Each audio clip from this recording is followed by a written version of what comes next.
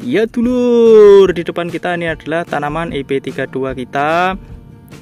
Dan sekarang itu sudah mulai beranak dan anakannya pun itu sudah mulai membeludak. Nah dulur, gimana caranya supaya anakan tanaman padinya itu bisa membeludak kembali 3-4 atau sesuai target 40-50 batang per rumpun? Tentunya juga harus produktif lur. Ingat, harus produktif. Karena apa? Karena hasil yang kita dapat itu dari produktivitas anakannya ya. Kalau anakannya itu tidak produktif, otomatis nanti hasilnya itu zong lur atau gagal ya. Nah, untuk itu semua kita akan melakukan treatment atau pemberian nutrisi yang amat sangat baik. Terus nutrisinya itu apa? Langsung aja simak di dalam videonya dulur. Monggo mampir. Assalamualaikum dulur. Berjumpa lagi ya di channel kita, channel petani muda lur ya. Ya dulur, aku mau ngucapin terima kasih bagi sedulur-sedulur yang sudah subscribe. Bagi sedulur-sedulur yang belum subscribe, aku minta tolong lur ya, minta tolong di subscribe. Salam tani muda, salam tani milenial. Ya dulur, ini kita mau membahas tentang kelanjutan kemarin, gimana supaya tanamannya bisa sesuai target, yaitu anakan 40-50 batang per rumpunnya. Tentunya untuk pembahasan kali ini, kalau peranakannya itu banyak dan tidak produktif, nanti juga akan sia-sia lur ya, walaupun anakannya banyak kalau tidak bisa produksi. Nah, terus gimana supaya tanamannya itu anakannya banyak dan juga produktif? Tentunya kita juga seperti kemarin, tetap kita menggunakan atau kita mentreatmentnya harus menggunakan nutrisi lur ya.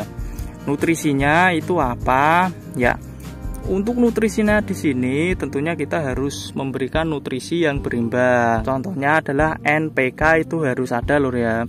Walaupun tinggi N itu tidak masalah, yang penting P dan K-nya itu ada. Dan tidak lupa itu unsur mikronya itu juga harus diperhatikan. Ya dulur, kita langsung aja masuk dalam pembahasannya ya, gimana supaya tanaman kita anakannya banyak dan tentunya bisa produktif semua. Minimal 90% bisa produktif lur ya, karena kalau 100% produktif itu tidak bisa. Langsung aja simak di dalam videonya dulur, monggo mampir. Ya dulur, kita ini melanjutkan video yang kemarin ya, gimana cara kita supaya bisa perumpun dari anakan padi kita itu 40-50 batang. Nah, sebelum kita masuk dalam pembahasan, alangkah baiknya dulur ya, bagi sedulur-sedulur dalam penyimakan video ini itu dari awal sampai akhir. Supaya apa? Supaya info yang kita berikan itu bisa dicerna secara menyeluruh dan tidak salah persepsi atau terpotong-potong ya. Ya dulur, dan tidak lupa aku tunggu like dan komentarnya dulur. Hehehe.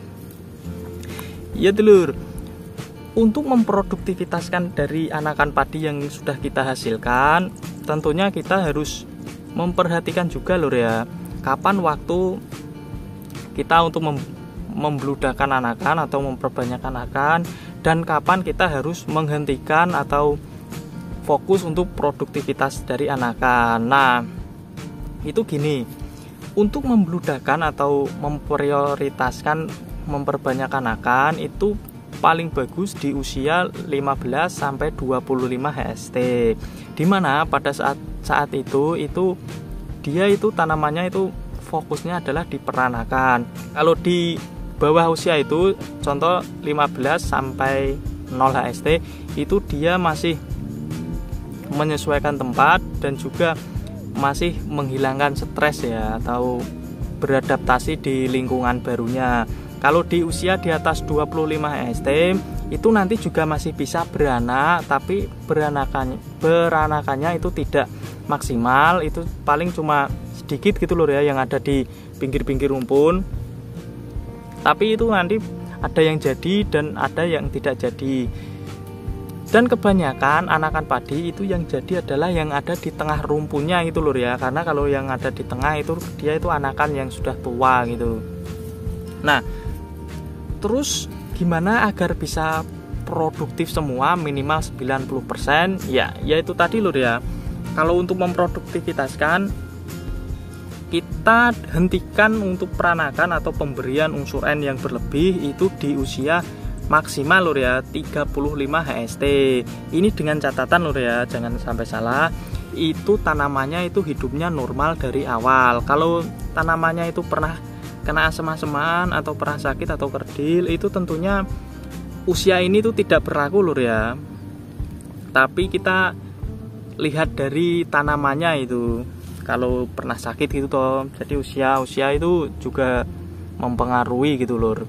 Kita hentikan di usia 35 itu karena apa? Karena kita fokusnya itu adalah di perbatangan lur ya, atau pembuatan batang. Kalau kita di usia itu masih meninggikan unsur N, nanti batangnya itu akan lembek dan dia itu masih fokus di anakan terus lur ya. Padahal kalau sudah di usia itu, anakannya itu tetap masih ada lur, dia itu masih beranak, tapi apa? Tapi itu membuang-buang nutrisi, karena anakan yang terakhir itu dia tidak akan jadi gitu lur. Atau cuma beranak tapi enggak jadi batang gitu. Nah, terus nutrisinya itu apa? Ya, untuk nutrisinya ini kita suplai dengan menggunakan pupuk spray lur ya. Dan juga pupuk terakhir ya, atau pemupukan ketiga nanti kan kita tetap menggunakan Ponska atau menggunakan NPK gitu ya. Itu kan sifatnya masih slow release lur ya. Dia jadi penyerapan dari akar itu ada, terus penyerapan dari daun dengan kita bantu dengan pupuk spray itu juga ada. Dan pupuk spraynya pun karena kita dari awal menggunakan NPK yang berimbang atau NPK 16 ya.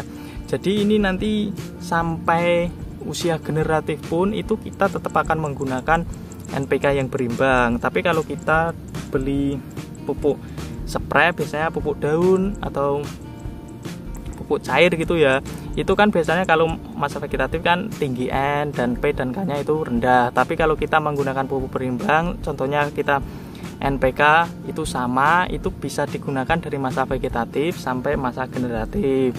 Dan tentunya jangan lupa lur ya, yang ada kandungan TE atau kandungan plus mikronya, karena juga dibutuhkan. Tidak kalah pentingnya juga untuk nutrisi asam aminonya pun ini kita juga harus memberikannya lur ya. Memberikannya terus menerus itu dari awal kemarin dari 2 ST ini nanti sampai mau panen, menjelang panen kita tetap harus memberikan. Karena apa? Yaitu manfaatnya amat sangat banyak lur ya. Tidak usah aku sebutkan atau tidak aku jelaskan secara menyeluruh karena sudah pernah dibahas. Intinya itu supaya membantu dari proses fotosintesis. Karena gini, kalau pengen produktif itu pada saat pembuatan batang itu otomatis nanti nutrisi penyerapannya itu amat sangat banyak. Kalau nutrisi yang diserap itu amat banyak, tentunya pemasakan atau proses fotosintesisnya itu juga harus bagus lur ya. Dan kita bantu dengan asam amino super itu supaya dia itu mempercepat proses fotosintesis, juga membuka tungku-tungku baru atau membuka stomata gitu ya. Kalau proses pemasakannya itu banyak, tentunya nutrisi yang dihasilkannya pun itu juga akan banyak lur ya, dan berakibat tentunya untuk menunjang makanan yang dibutuhkan itu juga amat sangat cepat. Nah dulur, jadi itu sangat berkaitan ya. Kalau kita pengen anakannya itu semuanya produktif atau minimal 90% itu produktif, kita juga harus memperhatikan nutrisi yang kita berikan. Jangan asal-asalan, sangger jor-joran gitu ya dalam pemberiannya. Nah itu tadi dulur ya, gimana supaya nanti anakan padi kita itu bisa produktif. Untuk hasilnya ya tentunya ya bisa disimak terus lur ya di dalam channel ini, karena ini kan tanaman kita masih usia peranakan di usia 19 AST gitu. Ya dulur, itu tadi ya pembahasan kita kali ini. Bagi sedulur-sedulur yang masih kurang jelasnya itu nanti bisa ditanyakan di kolom komentar. Bagi yang suka bisa di like lur ya. Yang penting apa? Like dan komentarnya dulur. Ya dulur, aku cukupin sampai di sini. Salam petani muda, salam petani milenial. Assalamualaikum dulur.